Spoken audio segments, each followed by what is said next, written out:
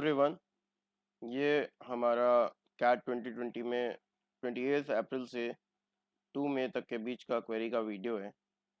और सबसे पहले वीडियो में हम लोग सॉल्व कर रहे हैं अभिषेक की क्वेरीज।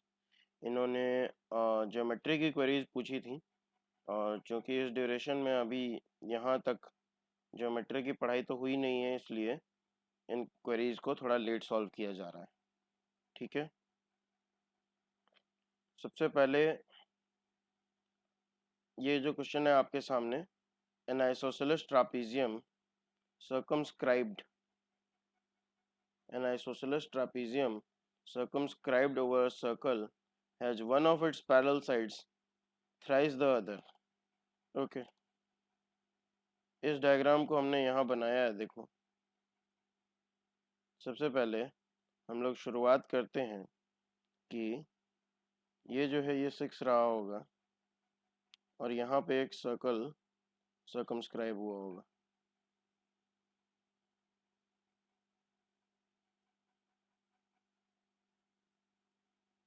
ठीक है, अब ये कैसे हम लोग ये साइड्स लेके आए, मैं बता दूं आपको। अगर ये 3x है तो ये x है, one of parallel sides is thrice the other. अब क्योंकि ये x है और सिमेट्री है, क्योंकि आइसोसेलेस ट्रापेजियम बोला है, तो हम लोग यहाँ पे x/2 और टेंजेंट रूल के वजह से ये वाला पार्ट भी x/2 वैसे ही यहाँ पे 3x/2 यहाँ पे भी 3x/2 ठीक है। पेरीमीटर 16 सेंटीमीटर कह रहा है। पेरीमीटर अगर 16 सेंटीमीटर कह रहा है तो हमको क्या करना है, सिंपली इन सभी को जोड़ देना है।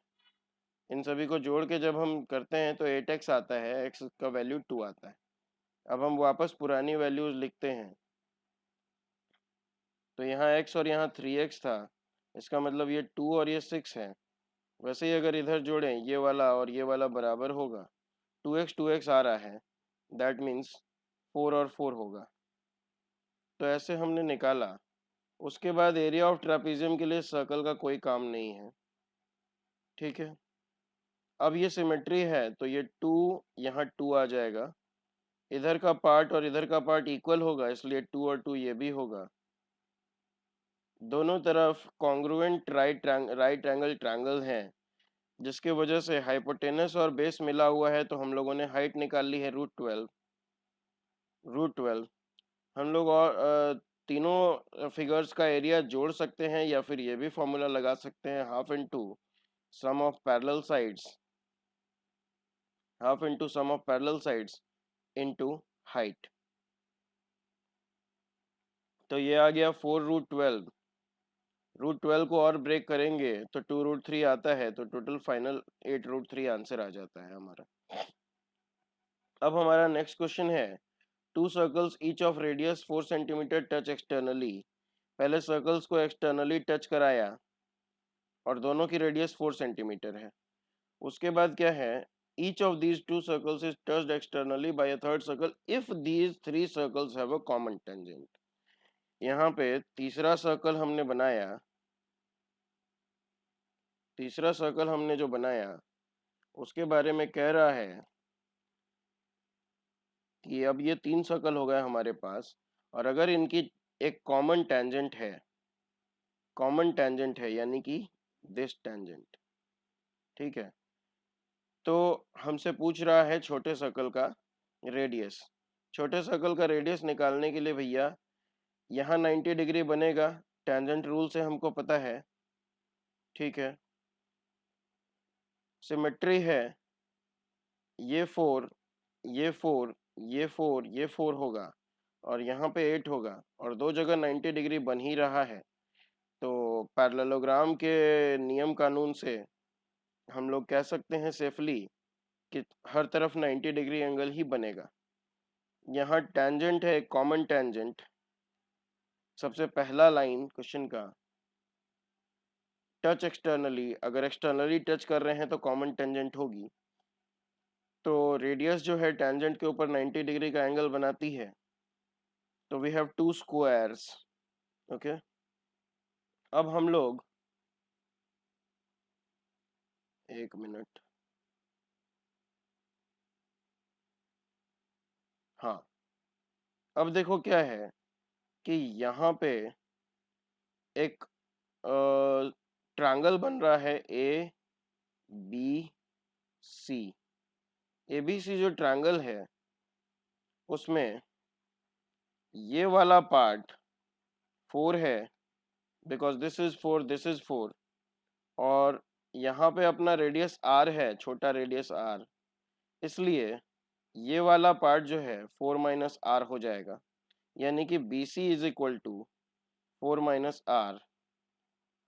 वैसे ही बड़े सर्कल की रेडियस 4 है और यहाँ एक्स्ट्रा आर है, ठीक है।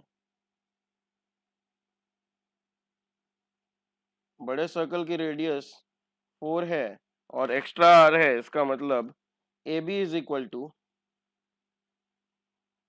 4 प्लस आर हो जाएगा। और ए सी की हमको पता है कि लेंथ 4 है।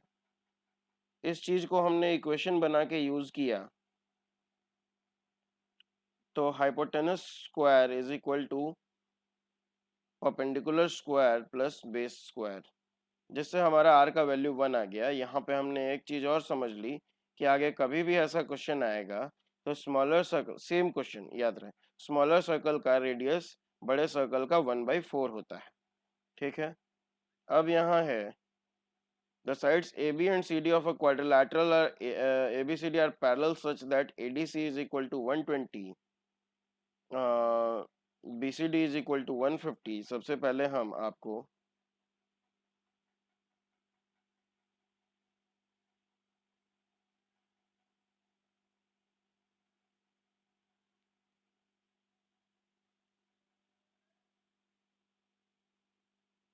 ठीक है,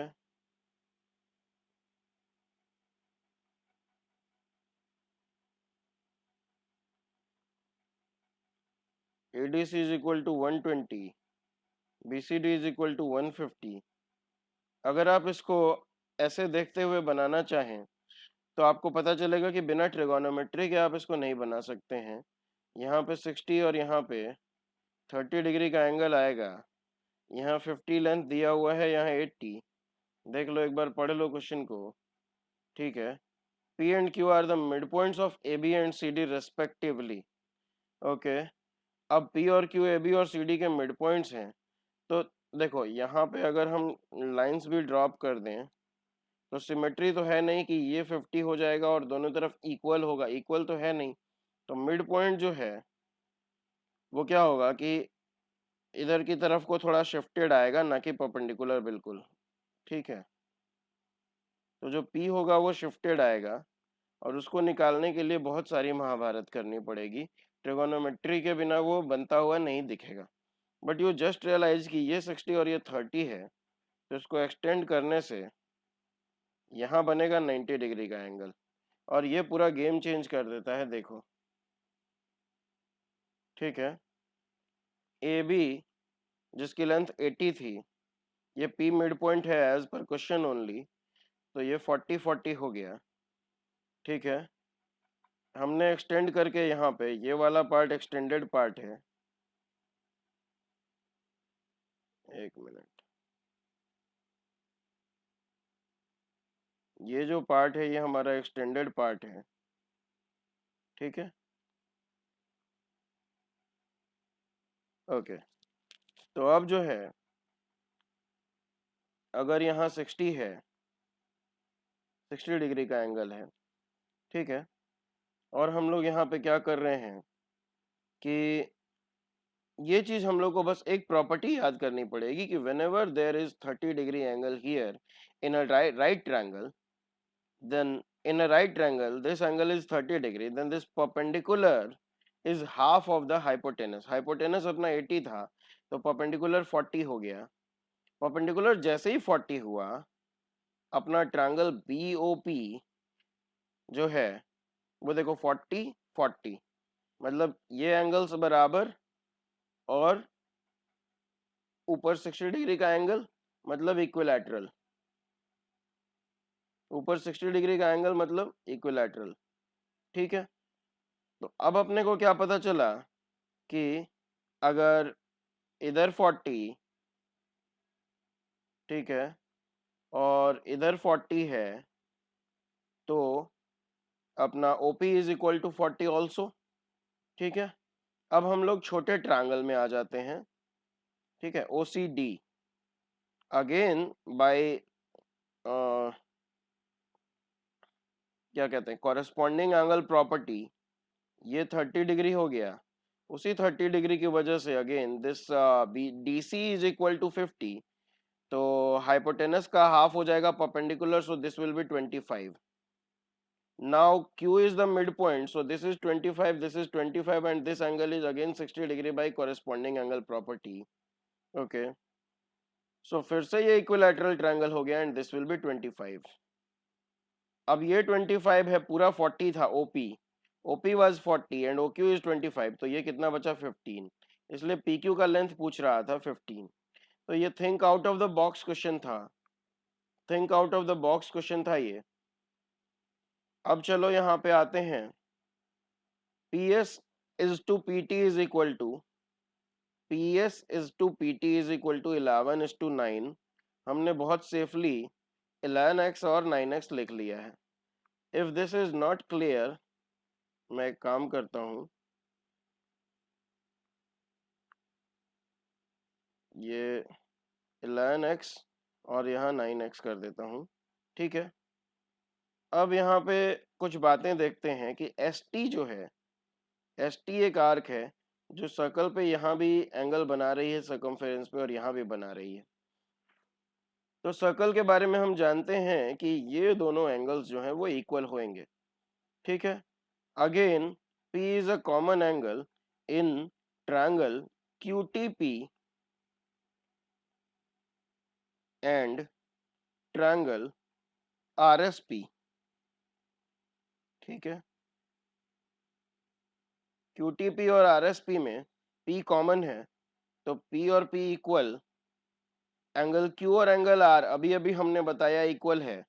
दो एंगल इक्वल हो गए, ट्रायंगल हो गए सिमिलर, ट्रायंगल हो गए सिमिलर। ओके, अब क्या है कि RM और MS की लेंथ जो दी हुई है वो दी हुई है 9 and 2, so total is 11। RS की लेंथ जो है वो 11 है, और SP की लेंथ जो है वो 11x है, यहाँ लिखी हुई है। उसी तरह TP की लेंथ जो है वो 9x है, तो QT की लेंथ निकलेगी या नहीं निकलेगी ये हमें देखना है। तो QT by 9x will be equal to 11 by 11x। QT is equal to 9। QT जैसे ही हमको 9 मिला, हम लोगों को क्या पता चला कि QM plus M T is equal to 9, क्योंकि QT क्या है, QM plus M T. Okay, अच्छा, ये दोनों एंगल भी बराबर होंगे देखो, क्योंकि जो अपना आर्क QR है वो सर्कल के सर्कमफेरेंस पे एंगल बना रहा है अगेन QSR और QTR, तो ये दोनों बराबर होंगे। तो छोटे वाले ट्रायंगल्स जो हैं QMS और RMT, ये दोनों सिमिलर हो जाएंगे। ठीक है, अब अगर QM प्लस एम टी 9 है, तो एक पार्ट को हमने x ले लिया, दूसरे को 9 माइनस एक्स ले लिया। ठीक है, एम टी को हमने 9 माइनस एक्स ले लिया, तो R M by M T is equal to, R M by M T is equal to Q M by M S. ठीक है, आर एम की वैल्यू है 9, हमने 9 पुट कर दिया, एम टी को हमने 9 माइनस एक्स पकड़ा है, 9 माइनस एक्स पुट कर दिया, क्यू एम की वैल्यू जो है हमने x लिखी है, x पुट कर दिया, और एम टी की वैल्यू 2 दी हुई है।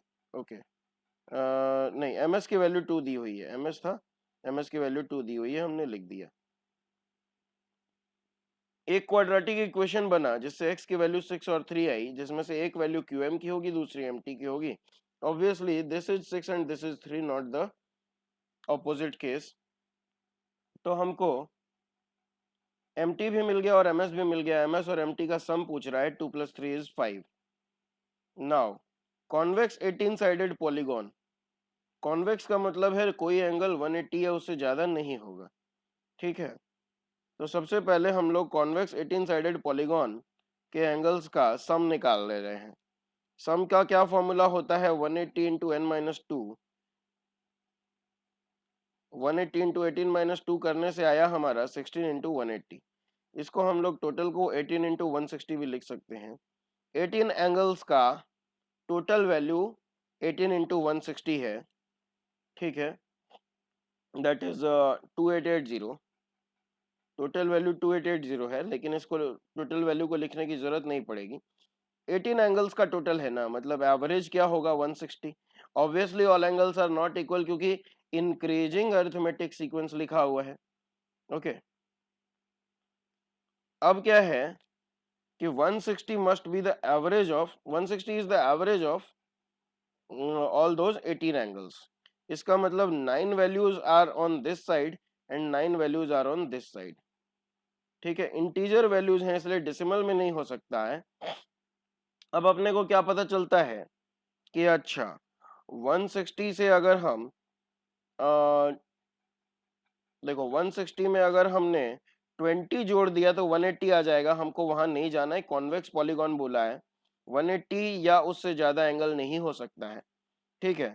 तो 160 में हम लोग मैक्सिमम 19 जोड़ सकते हैं, ठीक है, और 9 एंगल्स हैं, यानी लगभग लगभग 2 का कॉमन डिफरेंस हम लोग मैक्सिमम ला सकते हैं, ठीक है। 2 9 18 होता है, 9 वैल्यूज इस तरफ और 9 वैल्यूज इस तरफ, 160 will not be a value, 160 उसमें इंक्लूड नहीं होगा। ये दो का कॉमन डिफरेंस लाने के लिए हमको 1 इस साइड और 1 इस साइड जाना होगा, यानी two middle values will be 159 and 161, ठीक है।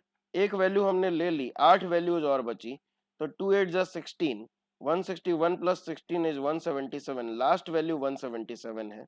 वैसे ही इस तरफ फर्स्ट वैल्यू 143 है, तो smallest angle is 143 and largest angle is 177. There are total 18 angles. Average is 160 maintained, and total value is 2880, which is found by this formula also. Okay. अब हमारा ये क्वेश्चन आया, लास्ट क्वेश्चन अभिषेक का, P Q R 3 points on a circle. अब देखो क्या है, P Q R 3 points हैं, further B is a point on R Q such that P B bisects, okay. सबसे पहले क्वेश्चन को पढ़ लेना पॉज करके अगर मैं फास्ट हूँ। A is a point on PR, again bisects angle PQR. QR bisects the angle made by PR and the tangent on point R. QPR is equal to 30 degree. अपना सारा tension यही है, सारा मुद्दा यही है, अपने को यहीं से क्वेश्चन बनाना है। ये अपना 30 डिग्री है, अगर ये 30 डिग्री है तो यू मस्ट नो कि ये भी 30 डिग्री होगा, और यहीं पे प्रॉब्लम सॉल्व हो गई। आगे क्या कहा था, QA bisects angle PQR, अच्छा, QR bisects the angle made by PR and tangent. QR bisects this angle, इसका मतलब ये भी 30 डिग्री है, मतलब ये 120 डिग्री है, ठीक है। अगर ये बाइसेक्ट कर रहा है, अगर ये बाइसेक्ट कर रहा है तो यहाँ 60 बचा, मतलब ये वैल्यू कितना हो गया 90। अगेन अब हमको ये वैल्यू 90 पता चल चुकी है, इसको हम लोग थोड़ा सा यहाँ रख लेते हैं। अगेन अगर ये बाइसेक्ट कर रहा है तो यहाँ 15 डिग्री हो जाएगा, यहाँ 120 हमने निकाला था अभी, तो यहाँ पे 45 डिग्री हो जाएगा, ठीक है। पी ए क्यू हमको कितना मिला 90, और पी बी क्यू कितना मिला 45, सम पूछ रहा है 135, दैट्स इट। ये सब ज्योमेट्री के टिपिकल प्रॉब्लम्स थे, okay. Thank you for asking, और thank you for watching this video. Happy learning, bye bye.